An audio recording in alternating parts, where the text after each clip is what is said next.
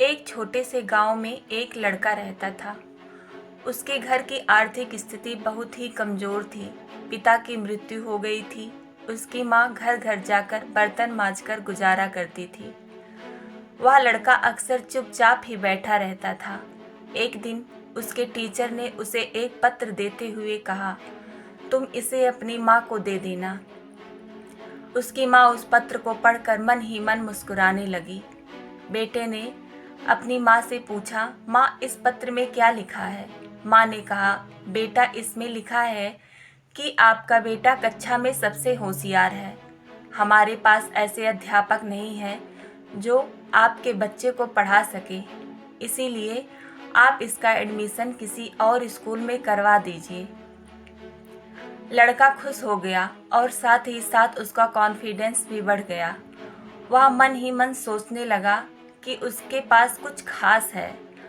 अगले ही दिन उसकी माँ ने उसका एडमिशन दूसरे स्कूल में करवा दिया। उस लड़के ने मन लगाकर पढ़ाई की और एक दिन अपनी मेहनत के दम पर बड़ी सफलता हासिल की। वह लड़का कोई और नहीं, महान वैज्ञानिक अल्बर्ट आइंस्टीन थे। माँ बूढ़ी हो चुकी थी। एक दिन अचानक ही उनकी मृत्यु हो गई। तभी अचानक उन्होंने अपनी माँ की अलमारी खोली और उनके सामानों को देखने लगे।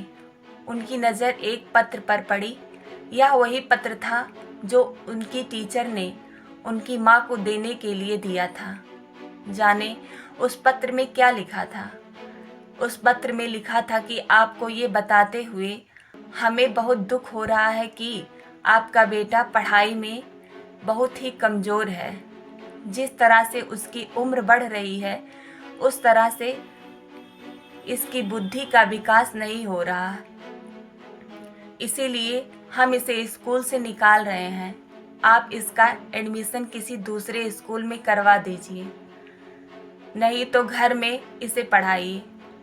जिस प्रकार पत्र पढ़कर आइंस्टीन की माँ ने अपने बेटे को सोच बदल दी, ठीक उसी प्रकार आप भी अपनी सोच बदल सकते हैं। खुद सोचिए कि वो लड़का तो वही था, फिर वह आइंस्टीन कैसे बना? सिर्फ अपनी सोच से।